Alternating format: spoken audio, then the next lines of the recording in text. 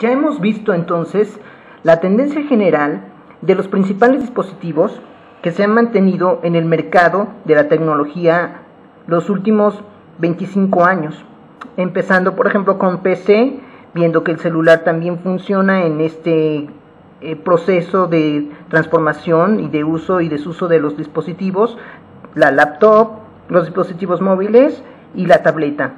Ahora vamos a pasar a la siguiente gráfica que nos muestra la tendencia de los monitores.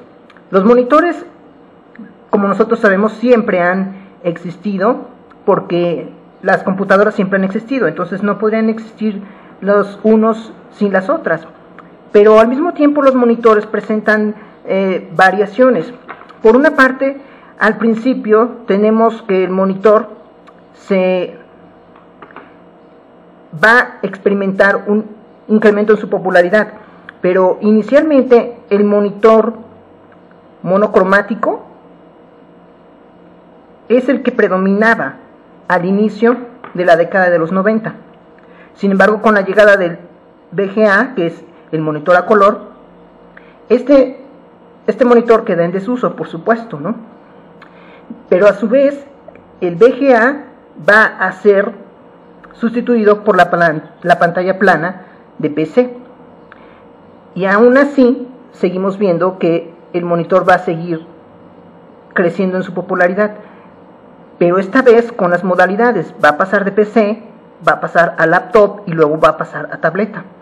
Entonces, por eso vemos que la pantalla plana probablemente va a tener una tendencia, especialmente de la PC, a ir en desuso, porque probablemente la PC es la primera gran computadora que va a quedar en desuso y va a ser sustituida por los dispositivos móviles y por las pantallas touch. Entonces esa sería la siguiente tendencia. Muy bien, ahora pasemos a la siguiente gráfica. La siguiente gráfica nos muestra los procesadores. Tenemos los procesadores de este lado, Intel y AMD. Intel y AMD son los dos grandes competidores en términos de producción de procesadores.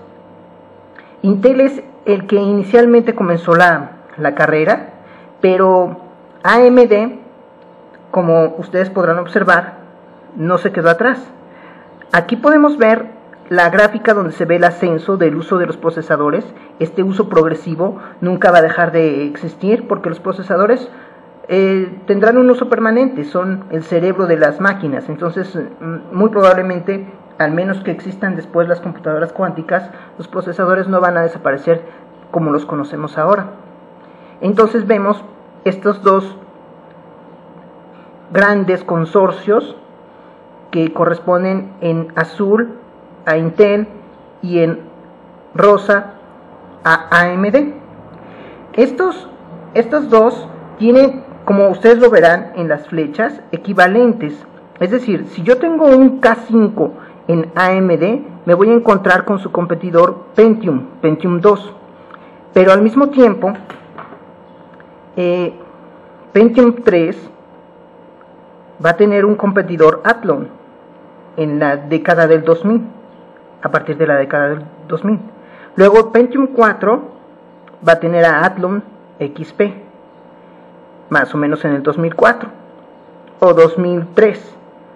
Si tú observas, abajo dice Celeron. Vemos que en toda la línea dice Celeron, y que Celeron es la versión más barata de procesadores de Intel, mientras que la versión más barata de procesadores AMD es Duron. Después sería Sempron, y después ya no estaríamos hablando de quién es más barato que cuál, sino que estaríamos hablando de generaciones, Opteron y Phenom, y actualmente Bulldozer y Bobcat, que están en proceso de salir a la venta en AMD. Tú observarás que la línea de Intel está más arriba que la de AMD. Esto se debe a que precisamente Intel siempre ha tenido más popularidad que AMD, aun cuando Intel sea más caro que AMD. Sin embargo, AMD, yo he usado procesadores de ese tipo. De hecho, yo he usado un poco más procesadores AMD que Intel, y puedo decir que en calidad son muy similares, en velocidad, en rendimiento. De hecho, los diseñadores usaban AMD un poco más que Intel para realizar trabajos de diseño, de procesamiento de imágenes, mayor rendimiento, decían, ¿no? Por lo menos en el Distrito Federal. Entonces, podemos ver después cómo van creciendo. Del Pentium 2 pasa al Pentium 3, luego al Pentium 4, después al Core Duo, después Core Duo Quad, que ya son variantes que se desarrollan entre el 2006 y actualmente, ¿no? Hasta el 2013. Tendríamos un Xeon ya muy reciente que estaría compitiendo con Bulldozer Bobcat, ¿no?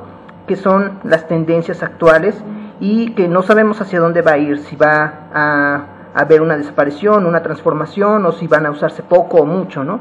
Pero también puedes ver la velocidad de los procesadores. Aquí empezábamos en 1995 con 60 a 200 MHz de velocidad, y ahora estamos hablando cercano a los 4000 GHz de velocidad. Es decir, si tú ves un procesador que diga 3.2 de velocidad, estamos hablando de velocidades de procesador bastante altas ya. Si las unimos entonces a los dispositivos de memoria RAM, entonces podremos entender cómo las computadoras han aumentado en su velocidad de rendimiento, en su capacidad de procesamiento y en su, básicamente, poder de procesamiento. Pero al mismo tiempo, pues como se hacen más pesados los sistemas operativos, también ciertos aspectos se compensan, ¿no?, con su velocidad. De este lado tenemos la memoria RAM. Podemos ver que las memorias, inicialmente tenemos de este tipo de memorias. Primero PC66, PC100 y PC133. Son las que surgieron en la década de los 90 y un poco hasta mediados de la década del 2000. Observa cómo al mismo tiempo corresponde una memoria a un tipo de procesador y por supuesto a una tarjeta madre. PC66 era de una Pentium 1. PC100 y PC133 empezaron con Pentium 2, Pentium 3 e incluso con Pentium 4. Pero ya después con Pentium 4 empezaron las DDR. Las DDR son las que siguen más adelante. Tenemos entonces DDR como tal, DDR2 y las más recientes actuales que son DDR3. Estas memorias ya son altamente capaces de procesar también información virtual, y tú las puedes ver como tienen ya 2600.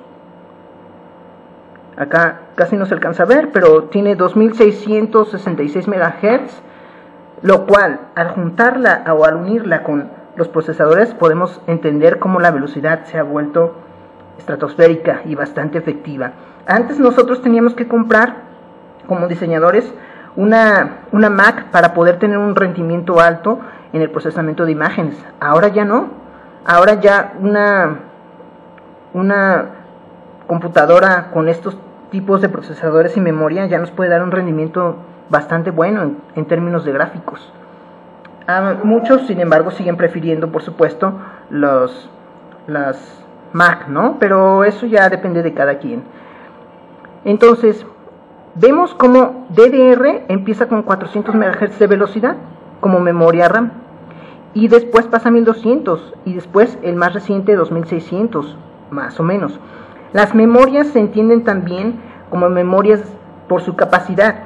Las teníamos antes de 16, luego de 64, después de 128, después de 256 y 512, después de 1 GB, ya con DDR2, y a partir de DDR2 en adelante podemos tenerlo hasta de 2 o 3 GB. Muy bien. vamos a quedarnos aquí para esperar a la siguiente lección y veamos a ver qué nos depara la siguiente gráfica.